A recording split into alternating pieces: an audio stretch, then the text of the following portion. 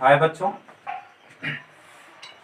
जैसा कि हम लोग पिछले वीडियो में पढ़े हुए थे तो पिछले वीडियो में बहुत ज़्यादा कुछ नहीं पढ़े थे हम लोग, ठोसों के प्रकार वगैरह पढ़े थे।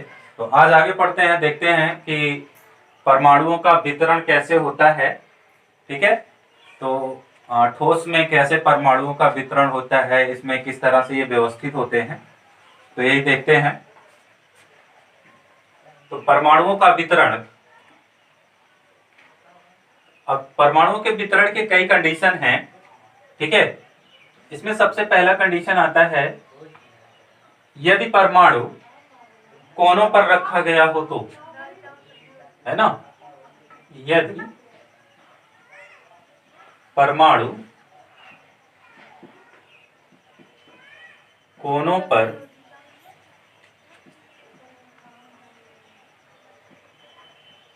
रखा गया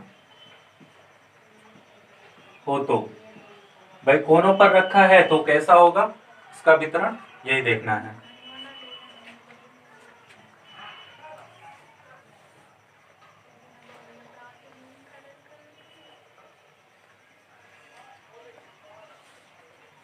तो ये बहुत ही इंपॉर्टेंट चीज है, जो कि बिना इसके और कोई चीज हम समझ नहीं पाते हैं। ठीक है, तो ये जान लेते हैं। तो भाई परमाणु अगर कोने पर रखा गया है तो यहाँ पे आप देखिए इस तरह से, ठीक है, तो ये कितने में वितरित होता है। तो अगर कोने पर परमाणु रखा गया है तो ये कुल मिलाकर के 8 में वितरित हो जाता है, 8 भागों में, है ना। तो ये 8 भागों में वितरित होता है। अब जैसे ये एक सेल है, इसके बाद यहाँ से टच करके हम दूसरा सेल रख देते हैं। ठीक है, इसके पीछे एक सेल और यहाँ पे जो सेल बनाएंगे इसके पीछे। ठीक है, तो इस तरह से हम रख देते हैं इसको। तो एक में कितना आता है, तो एक में ये आता है, ठीक है, लगभग कुल मिलाकर के 1/8 आता है। कितना आता है, 1/8, यानी कि इसको हम लिख सकते हैं, ठीक है, 12.5%।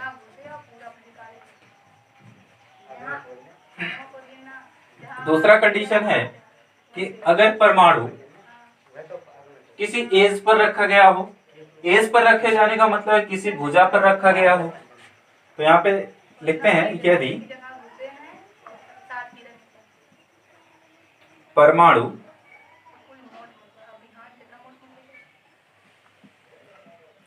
भुजा पर रखा गया हो, तो यदि भुजा पर रखा गया है तो क्या होगा, तो यहाँ पे दूसरा बनाते हैं इस तरह से। ठीक है, और इसमें देखते हैं कि भुजा पर रखे जाने पर क्या होगा। तो भाई यहाँ पे भुजा पर रख दिया गया परमाणु, तो ये कितना इनसाइड है कितना आउटसाइड है। ठीक है, तो यहाँ पे रखे जाने पर ये 25% इनसाइड होता है, बाकी एक में 25% आता है, अदर में और ज़्यादा आ जाएगा। ठीक है, तो ये कुल मिलाकर के 1/4 होता है। ठीक है, 1/4 भाग आता है किसी भी एक सेल में। अगर हम एक सेल की बात करें तो एक सेल में 1/4 आता है। ठीक है, अगला पॉइंट जो हमारा आता है यहाँ पे, ठीक है, अगला पॉइंट क्या आता है कि तीसरा, ठीक है, यदि परमाणु को किसी फलक पर रख दिया जाए, फलक मतलब समझते हैं ना, किसी फेस पर, जैसे ये फेस है, इस पर रख दिया जाता है तो क्या होता है। यदि परमाणु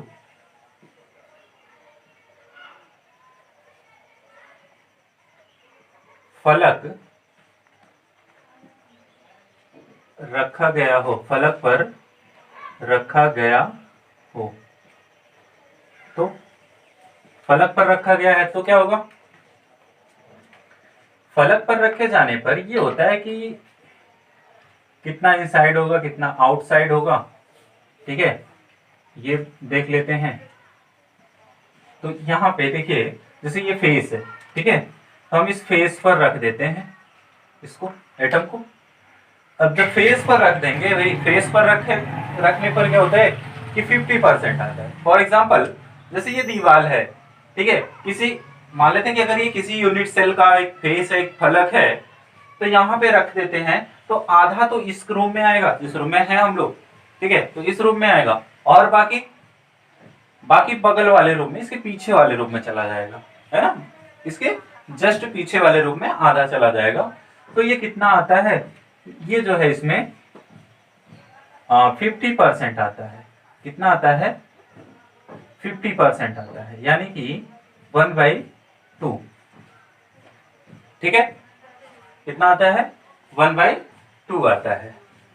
चौथा आता है आपका, यदि परमाणु इकाई सेल के अंदर रखा गया हो, यदि परमाणु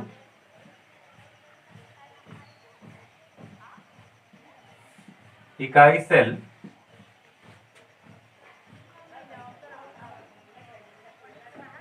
अंदर रखा गया हो, इकाई सेल के अंदर रखा हो, मतलब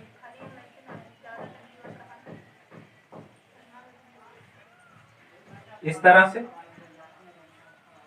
तो ये है आपका। अब यहां पे इसके अंदर रख देते हैं, यहां पे, तो यहां पे रखने पर ये 100% इनसाइड होता है। ठीक है, 100% क्या होता है, इनसाइड, यानी कि पूर्ण रूप से ये इकाई सेल के अंदर होता है। कहां होता है, पूर्ण रूप से इकाई सेल के अंदर होता है। ठीक है, तो ये इकाई सेल के अंदर स्थित होता है। बहुत ही इजी है, ये चारों चीजें हैं। तो आप एक बार फिर से देख लीजिए, आप परमाणुओं का वितरण, ठीक है, किस तरह से ये वितरित होते हैं, कितने इकाई सेल में कितना जाता है। ठीक है, तो यदि परमाणु कोनों पर रखा गया हो, कोनों पर रखे हुए हैं, तो इस तरह की स्थिति होती है, तो इसमें कितना आता है, 1/8 आता है, 8 में ये वितरित हो जाते हैं, यानी कि 12.5% आता है। ठीक है, दूसरा है, यदि परमाणु भुजा पर रखा गया हो, ठीक है, भुजा पर रखा गया है, तो कहां पे आएगा, इस तरह से, तो ये 25% आता है, यानी कि 1/4, एक में 1/4 आएगा, और ये कुल मिलाकर के 4 इकाई सेलों में वितरित हो जाता है। ठीक है, यदि परमाणु फलक पर रखा गया हो, परमाणु फलक पर रखा गया है, तो यहाँ पे ये 50% आता है, यानी कि आधा इसमें आएगा, आधा दूसरे वाले में चला जाएगा, यानी कि 1/2 आता है। ठीक है, और यदि परमाणु इकाई सेल के अंदर रखा गया है, अंदर का मतलब है बिल्कुल बीचों बीच, जैसे ये कमरा है, ठीक है, कमरे, ये एक इकाई सेल है, इसके बिल्कुल बीचों बीच रख देते हैं, तो बीचों बीच रख देंगे, तो कहां पे आएगा, ये पूरा पूरा इसी में आ जाएगा। ठीक है, तो ये 100% इनसाइड होता है। ठीक है,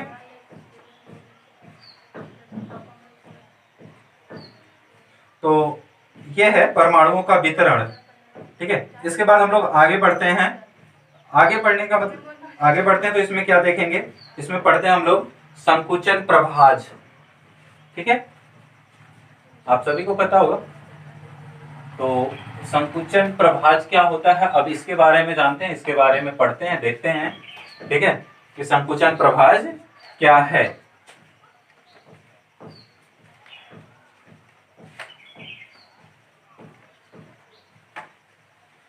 हाँ, संकुचन प्रभाज भी बहुत ही इजी चीज है ना। तो संकुचन प्रभाज में क्या होता है, हम लोग किसे कहते हैं, तो यहाँ पे हेडिंग डालते हैं सबसे पहले। ठीक है,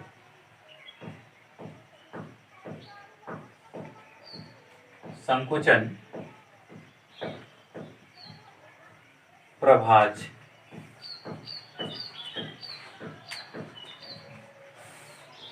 ठीक है, इसको कहते हैं पैकिंग इफिशियंस, पैकिंग फ्रैक्शन। ठीक है,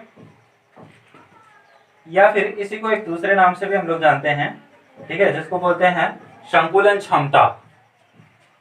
ठीक है, क्या कहते हैं, संकुलन क्षमता।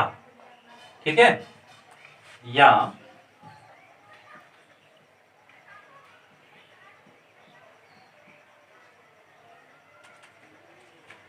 संकुलन क्षमता।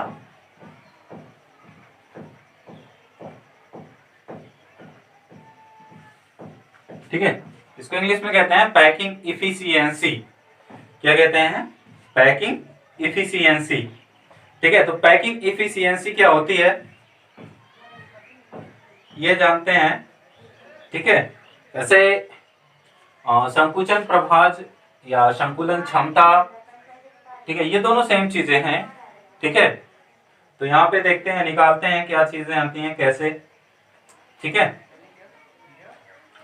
संकुलन क्षमता किसे कहते हैं? तो संकुलन क्षमता आप बहुत रेयरली ऐसे समझिए जैसे कोई इकाई सेल है, ठीक है, इस तरह से कोई इकाई सेल ले लें, ठीक है, और इसमें हम परमाणुओं को अरेंज करते हैं। ठीक है, थोड़ी देर के लिए हम ये मानते हैं कि जितने भी एटम्स हैं वो सभी आइडेंटिकल टाइप के हैं। आइडेंटिकल टाइप का मतलब क्या होता है कि एक ही साइज के हैं। ठीक है, इस तरह से सबको रख दिया जाए तो क्या होता है कि अगर हम इनको एक साथ ऐसे रख देते हैं तो ये कुछ ना कुछ स्थान घेर लेते हैं, सभी परमाणु स्थान घेर लेते हैं। ठीक है, तो स्थान घेरने के साथ साथ क्या करते हैं, यहां पे ये स्थान घेर लेते हैं, बात क्लियर हुई? ठीक है, लेकिन कुछ ऐसा होता है कि जब ये स्थान घेरते हैं तो इनमें कुछ स्थान रिक्त रह जाते हैं। ठीक है, अब ये सभी रिक्त कैसे होते हैं, जैसे किसी भी टाइप का आप ले लीजिए, चाहे वो, वैसे खासकर यहाँ पे माना जा रहा है कि ये सभी कैसे हैं, स्फेरिकल टाइप के हैं। कैसे हैं? स्फेरिकल, यानी कि गोले के आकार के हैं। तो गोले के आकार के हैं तो रखेंगे तो ये कुछ ना कुछ स्थान इनमें खाली रह जाएगा। जैसे बहुत अच्छा एग्जांपल है, आप शीशे की गोली ले लीजिए और उनको जो है अरेंज कर दीजिए, इस तरह से व्यवस्थित कर दीजिए। ठीक है, तो व्यवस्थित करने पर क्या होगा कि उसमें गोलियों के बीच में या उनके किनारों पर कहीं ना कहीं कुछ खाली स्थान रह जाता है। ठीक है, तो जो खाली स्थान होता है, ठीक है, उसी को हम क्या कहते हैं, संकुलन क्षमता कहते हैं। उसी रिक्तियों को हम क्या कहते हैं, संकुलन क्षमता कहते हैं। ठीक है, तो यहाँ पे डिफिनीशन इसकी क्या होगी? ठीक है, इसको यहां से हटाते हैं, डिफिनीशन देखते हैं, डिफिनीशन क्या होगी।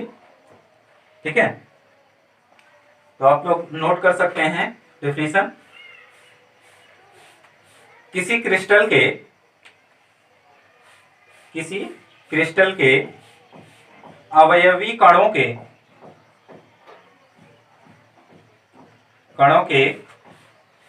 किसी भी प्रकार से निविड़ संकुलित होने के दौरान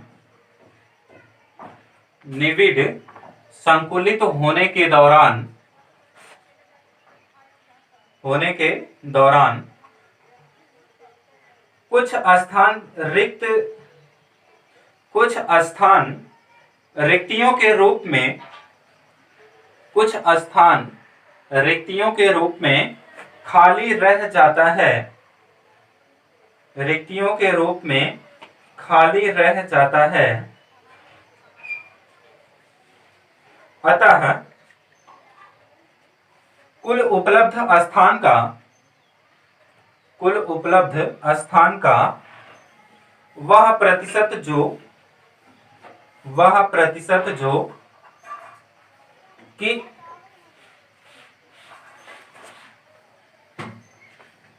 अवयवी कणों द्वारा संपूरित होता है या संपूरित रहता है,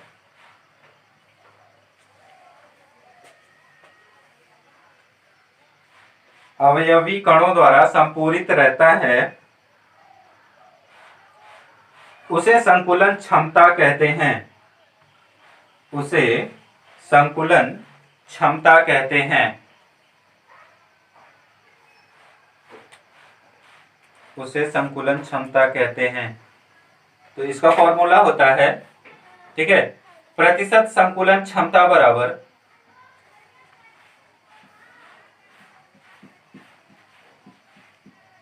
प्रतिशत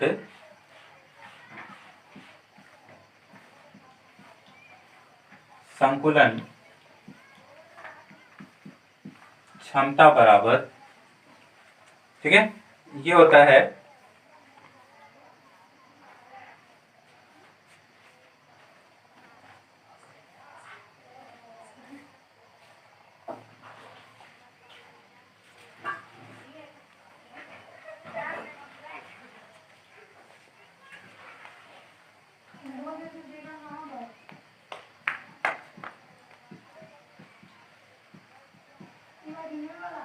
एक कोष्ठिका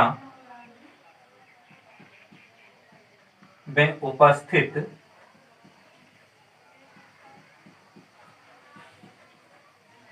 गोलों की संख्या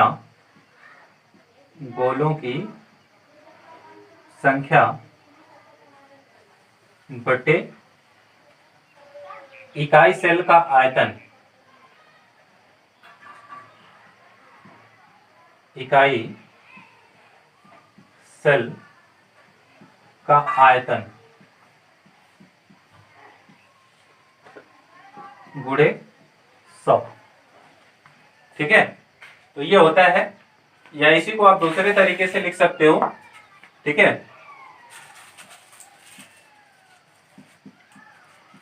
प्रतिशत संकुलन क्षमता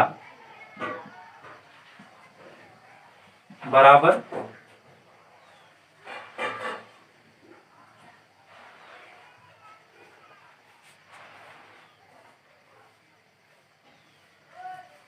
गोलों की संख्या गुणे आयतन, यहां पे रहेगा भाई। ठीक है, आयतन, फिर यहां गुणे 100 होगा। ठीक है, तो यहां पे एक कोष्ठिका में उपस्थित गोलों की संख्या, यानी कि इसको हम Z लिख सकते हैं। ठीक है, और गोले का आयतन, तो आयतन रहेगा यहाँ पे, गोले का आयतन होता है 4/3 पाई r क्यूब अपॉन इकाई सेल का आयतन। ठीक है, इकाई सेल या कह सकते हैं एक कोष्ठिका। ठीक है, इकाई सेल का आयतन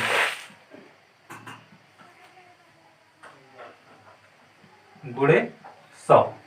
ठीक है, तो ये फॉर्मूला है, और इसी फॉर्मूले से, ठीक है, हमें ज्ञात करना है, क्या ज्ञात करना है? संकुलन क्षमता। ठीक है।